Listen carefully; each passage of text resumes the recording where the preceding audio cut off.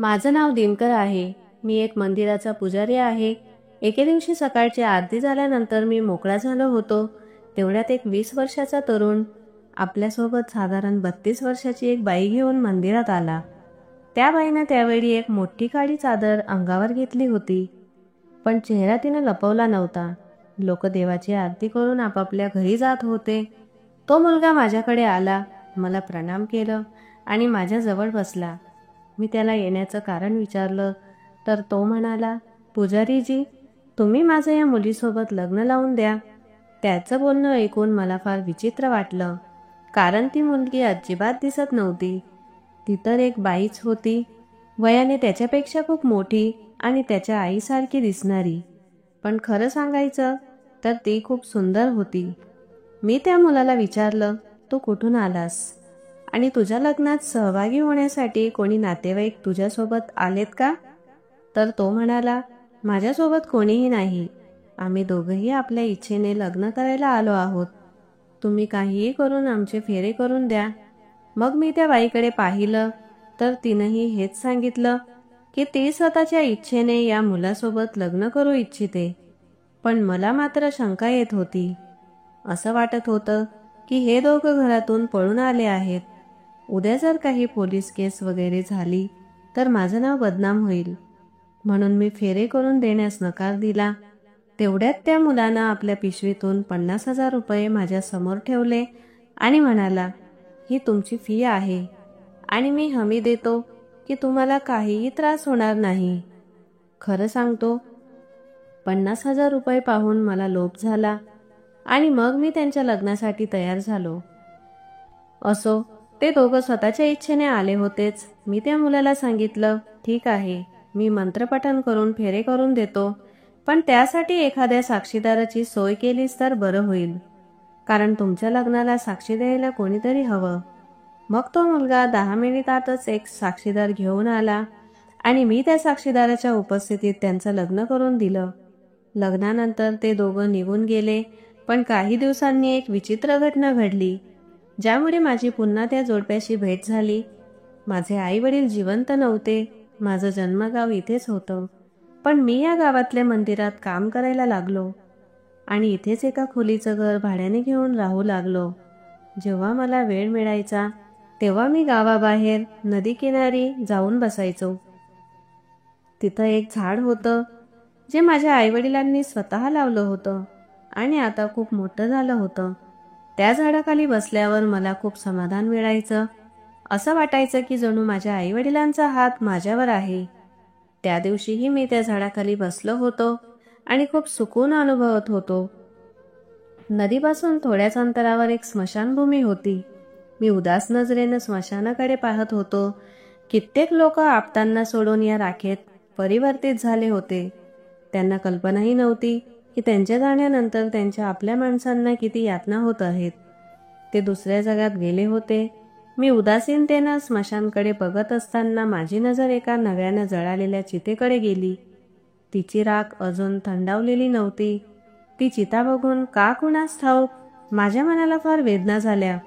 कळेना, कोणाला आपला प्रिय सोडून राखेत परिवर्तित करावं लागलं असेल. मी हळूहळू त्या चितेजवळ गेलो आणि देवाकडे प्रार्थना करू लागलो. हे देवा, या जीवाच्या आपदांना याच्या अभावात जगायची सवय लाव. मी ही प्रार्थना करत असतानाच माझ्या कानात कोणीतरी रडत असल्याचा आवाज यायला लागला. मी एकदम दचकून गेलो. मागं वळून पाहिलं तर माझा जीवच कापला, कारण समोर एक बाई मोठी चादर डोक्यावर घेतली होती आणि झाडाला टेकून रडत बसली होती. मला तिच्यावर फार दया आली. मी तिच्याजवळ गेलो. तिचं पूर्ण शरीर थरथरत होतं. मी तिच्या शेजारी उभा राहिलो, पण लगेच माझ्या डोळ्यांसमोर पूर्वीच्या आठवणी चित्रपटासारख्या फिरायला लागल्या. ही चादर, हा अवतार अगदी त्या बाईसारखाच होता, जी काही दिवसांपूर्वी लग्न लावून घेण्यासाठी मंदिरात आली होती. तिनं आपलं डोकं गुडघ्यांमध्ये टेकवलं होतं, म्हणून मी तिचा चेहरा पाहू शकलो नाही. पण तिची चादर पाहून मी ओळखलं की ही नक्की तीच बाई आहे. तिचा रडण्याचा आवाज ऐकून मला खूप काही कळलं होतं. कदाचित ज्या मुलासोबत तिचं लग्न झालं होतं तो मेलाय आणि लग्नाच्या काही दिवसात ती विधवा झाली आहे. मी पाहिलं की ती सतत रडत होती. मग अचानक तिनं मागे वळून मला पाहिलं आणि म्हणाली, तू इथे का उभा आहेस? माझं नुकसान करून चैन नाही मिळाला? तिनं आता आपला चेहरा वर केला आणि मी लगेच ओळखलं की हो, ही तीच बाई आहे. मी आश्चर्याने तिच्याकडे पाहून म्हटलं, मी तुमचं कसं नुकसान केलं? तुम्हीच त्या दिवशी स्वतःच्या इच्छेनं लग्न करायला आलात. तुम्हीच स्वतःच्या तोंडानं म्हटलं होतं की मला या मुलाशी लग्न करायचं आहे. माझं बोलणं ऐकून ती बाई म्हणाली, अरे, तू माझं लग्न लावून दिलंस ना? म्हणजे माझ्या बरबादीची गोष्ट तूच लिहिली. असं म्हणून ती पुन्हा रडायला लागली. आपल्या हातांनी जळालेल्या चितेची राख हातात उचलू लागली. गरम राखेमुळे तिचे हात भाजले. मी पटकन तिचे हात मागे खेचले आणि झाडून टाकले. मी तिला विचारलं, तुमचे पती मरण पावले का? तर ती म्हणाली, नाही, तो तर मेलाच नाही, पण मीच मेलीये. हे ऐकून ती पुन्हा रडायला लागली. ती खूपच सुंदर होती. तिचं सौंदर्य पाहून मी काही क्षणांसाठी पापणीसुद्धा लावायला विसरलो. त्या दिवशी जेव्हा ती लग्नासाठी मंदिरात आली होती, तेव्हा मी तिला इतकं नीट पाहिलं नव्हतं. पण आज पाहिलं तर मी थक्क झालो. इतकी सुंदर बाई मी आजवर पाहिली नव्हती. मी तिला समजावलं, पहा, संध्याकाळ होऊ घातली आहे. तुम्ही आता आपल्या घरी जा. असं स्मशानात बसणं तुमच्यासाठी योग्य नाही. माझं ऐकून ती म्हणाली, तुम्ही मला तुमच्या घरी घेऊन चला. मी तुमची सेवा करेन, तुमच्या घरकामात मदत करेन, पण पुन्हा त्या घरात परत जाणार नाही. देवासाठी मला चुकीचं समजू नका. मी फक्त आणि फक्त तुमची सेवा करेन. मला डोकं टेकवायला फक्त छप्पर हवं होतं. त्याच्या बदल्यात मी सर्व काही करायला तयार आहे. तुमच्या घरातल्या सगळ्यांची मी सेवा करेन आणि त्याच्या बदल्यात काहीच मागणार नाही. तिचं बोलणं ऐकून मी गप्प झालो. मग मी तिला सांगितलं, तू माझ्या घरी येऊ शकतेस, पण सेवा करण्याबद्दल मी काही सांगू शकत नाही. तेव्हा ती बाई म्हणाली, ठीक आहे, मला फक्त एक रात्रीचा आधार द्या. सकाळी मी दुसरीकडे जाईन, पण आज रात्री मला तुमच्या घरी आसरा द्यायलाच हवा. मी तुमची फार ऋणी राहीन. मला भीती वाटत होती. एकटी इतकी सुंदर बाईला मी माझ्या घरी कसा आसरा देऊ? पण तिनं जी भाषा बोलली त्यामुळे आता नकार द्यायचा प्रश्नच नव्हता. मग मीच म्हणालो, ठीक आहे, तू माझ्यासोबत चल. जितकी जमेल तितकी मी तुझी मदत करेन. ती म्हणाली, तुम्ही फक्त एवढी मदत करा की ही गोष्ट कोणाला कळता कामा नये. मग तिनं स्वतःला व्यवस्थित चादरीत झाकून घेतलं. मी नेहमी नदीकिनारी पायी जायचो, पण तिच्या कारणानं मी आता एक रिक्षा घेतला. आम्ही दोघं त्यात बसलो. थोड्या वेळानं माझं घर यायचंच होतं. माझ्या मनात हजारो प्रश्न होते. अखेर या बाईचं आयुष्य कोणी बर्बाद केलं? ती मला तिच्या बर्बादीसाठी का दोष देते? लग्न तर तिनंच करायचं ठरवलं होतं आणि आज ती का रडते? कुणाच्या चितेजवळ ती दुःख मांडत बसली होती? आणि जर खरंच तिचा नवरा मेलाय तर त्यात माझा कसला दोष आहे? मी हे सगळं विचार करत होतो तेवढ्यात त्या बाईनं मला चकित करून टाकलं. ती म्हणाली, माझा नवरा कदाचित मला शोधत शोधत तुझ्याकडे येईल, पण देवासाठी माझ्याबद्दल काही सांगू नकोस. जर मला तुझ्या घरी ठेवायचं नसेल तर मी दुसरीकडे जाईन, पण त्या घरात परत जाणार नाही. मी फार मोठं पाप केलंय आणि त्याची शिक्षा मला मिळते आहे. तिचं बोलणं ऐकून मी थक्क झालो आणि विचारलं, तुम्ही असं काय केलंय की तुम्हाला देवाची शिक्षा मिळते आहे? तुमच्या लग्नामुळे कोणीही खुश नव्हतं का? माझं ऐकून ती डोळ्यातले अश्रू पुसू लागली आणि रिक्षावाल्याकडे इशारा करत म्हणाली, नाही, आत्ता तुला काही सांगू शकत नाही. तुझ्या घरी गेल्यावर सगळं सांगीन.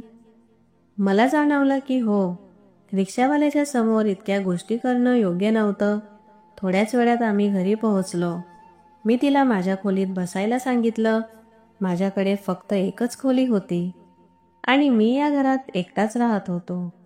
मी बाहेर अंगणात चारपाईवर जाऊन पडून राहिलो. मंदिरात मी गेलो नव्हतो, म्हणून मी माझ्या एका शिष्याला फोन करून आरती करून घेण्यास सांगितलं. ती बाई माझं घर रिकामं पाहून थोडी घाबरली आणि विचारू लागली, तुम्ही या घरात एकटेच राहता का? या घरात दुसरी खोली नाही का? मी सांगितलं, नाही, या घरात एकच खोली आहे. माझे आई वडील जिवंत नाहीत आणि मी एकटाच राहतो. पत्नी नाही, भाऊ बहीण नाहीत. या जगात माझं कोणीच नाही, फक्त मीच आहे. आधी मी नातेवाईकांसोबत राहत होतो आणि नंतर इथे आलो. माझं बोलणं ऐकून ती काही काळ गप्प झाली आणि म्हणाली, मी आधीच एक पापी बाई आहे.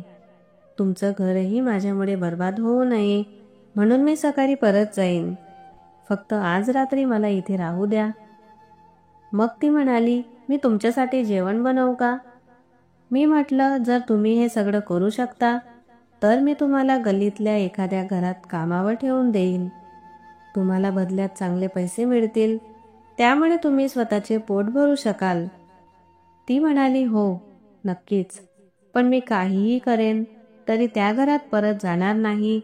जर तुम्ही सांगाल तर मी त्या मंदिराची साफसफाईही करीन, जेणेकरून माझे पाप देव माफ करतील.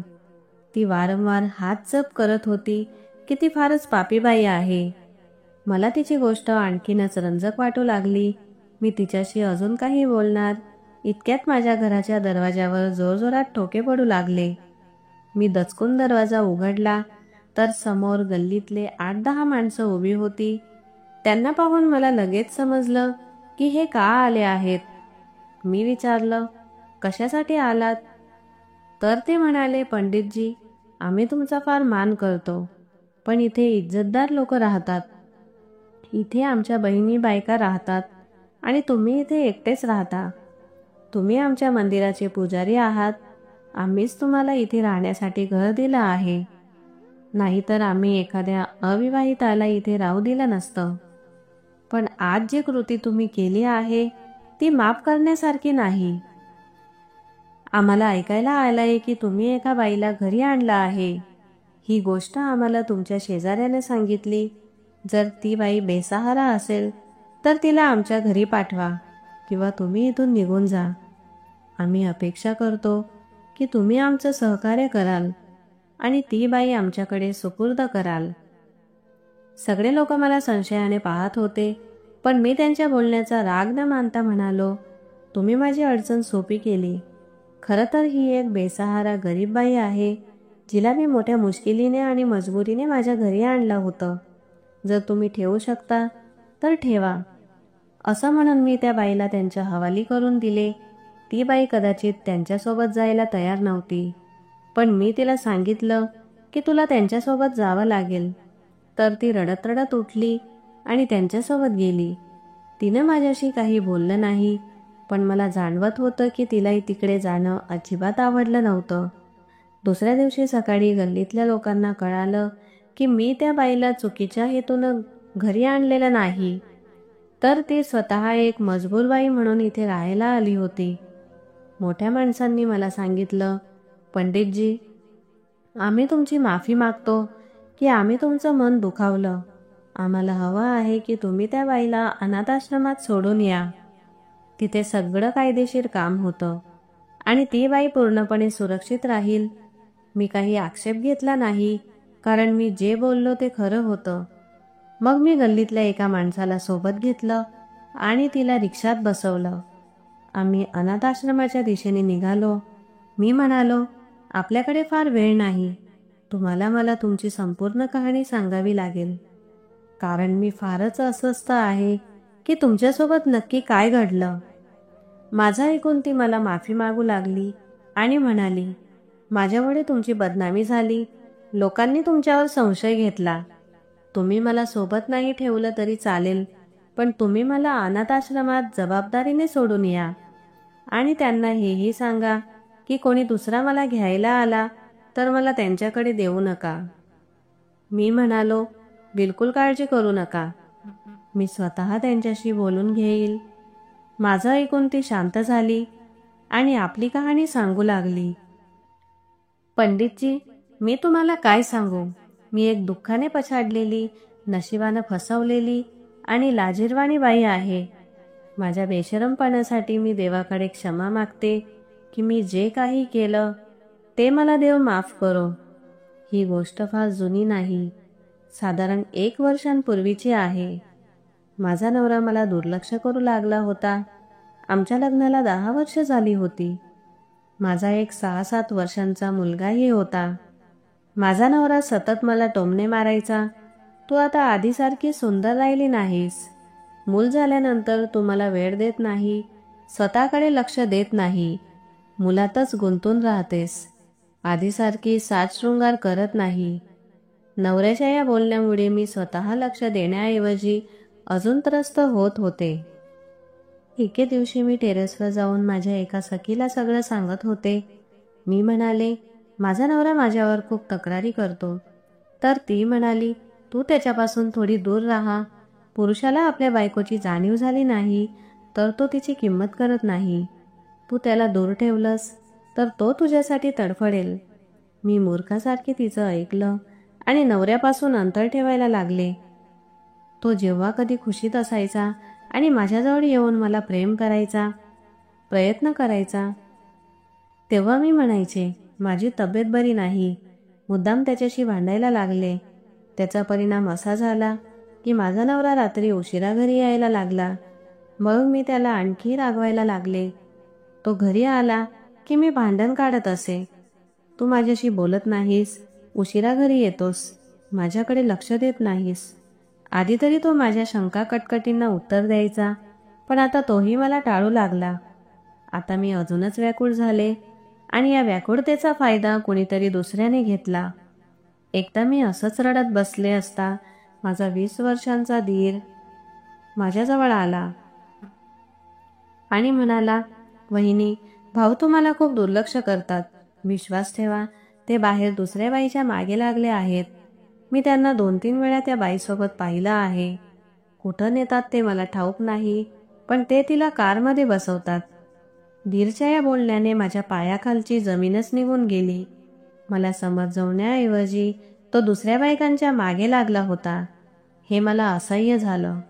मी कपडे उचलले आणि मुलाला नवऱ्याकडे सोडून आईच्या घरी निघून गेले. तिथं जाऊन मी कुणालाच काही सांगितलं नाही, पण नवऱ्याला मात्र साफ बोलले की मी तुझ्या घरी परत येणार नाही जोपर्यंत तू माझी माफी मागत नाहीस. त्यांनी मला समजावणं तर दूरच, माझ्याशी बोलणं सुद्धा योग्य समजलं नाही आणि त्यात माझी चूक होती. जर माझ्या नवऱ्याने मला हे जाणवून दिलं होतं की मी त्याला वेळ देऊ शकत नाही, तर मला माझ्या नवऱ्यासाठी वेळ काढायला हवा होता. त्याच्या गोष्टी समजून घ्यायला हव्या होत्या. माझ्या नवऱ्याने मला फोन करणं सुद्धा सोडून दिलं. तेव्हाच एक दिवस माझा दीर मला माहेरहून आणायला आला आणि म्हणाला, वहिनी, तुम्हाला मी एक जबरदस्त युक्ती सांगतो. मी त्याचं बोलणं ऐकून खुश झाले. मला वाटलं तो माझ्या नवऱ्यासोबत असलेला वाद मिटवेल. म्हणाला की तुम्ही त्याला मत्सराची जाणीव करून द्या. असं झालं तर तो तुमची किंमत करेल. तुम्ही भाऊच्या समोर माझ्याशी गप्पा मारा, नवे कपडे घाला आणि माझ्या खोलीत या. म्हणजे भाऊंना तुमची कमतरता जाणवेल. तुम्ही जितकं जास्त माझ्यासोबत राहाल तितकं ते भाऊ जडतील आणि त्या बाईला विसरून तुमच्याकडे परत येतील. त्याचं बोलणं ऐकून मला आधी वाईट वाटलं, पण त्याने खूप मला समजावलं. म्हणाला, वहिनी, असं केलं तर सगळं ठीक होईल, माझ्यावर विश्वास ठेवा. मग मी माझ्या दीरच्या सांगण्याप्रमाणे सगळं करायला लागले. एके दिवशी माझ्या नवऱ्याच्या घरी येण्याची वेळ होती. तेव्हा मी सजून धजून माझ्या दीरासोबत बसून चहा पित होते.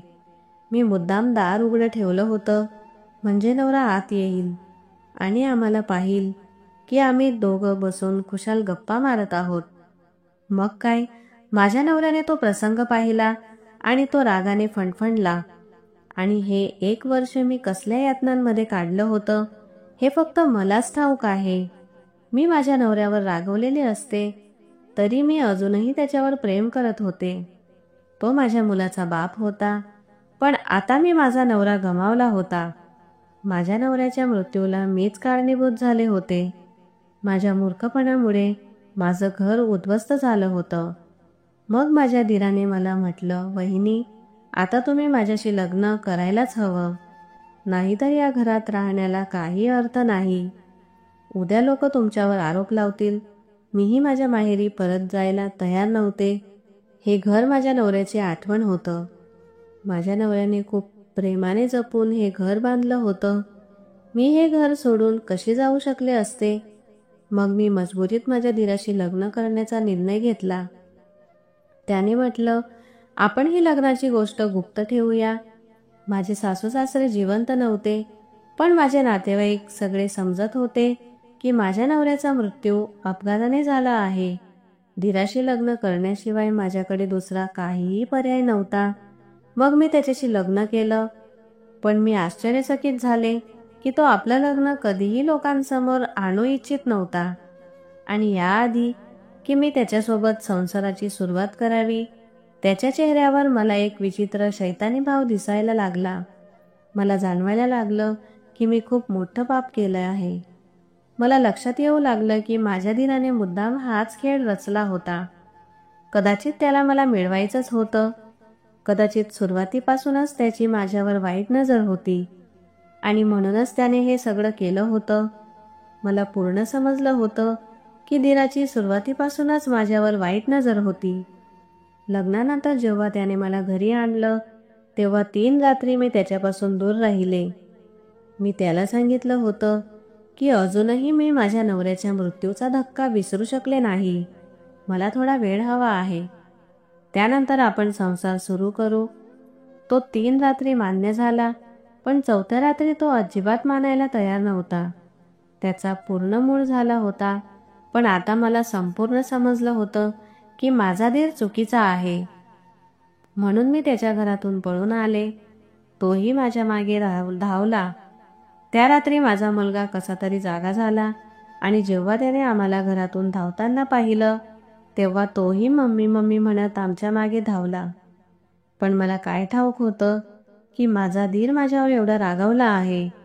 माझ्या जगण्याचं एकमेव कारण, माझी शेवटची आशा, माझा मुलगा सुद्धा माझ्यापासून हिरावून घेईल. मी माझ्या मुलाची हाक ऐकली नाही. पुढे मी, माझ्या मागे माझा दीर आणि त्याच्या खूपच मागे माझा मुलगा धावत होता.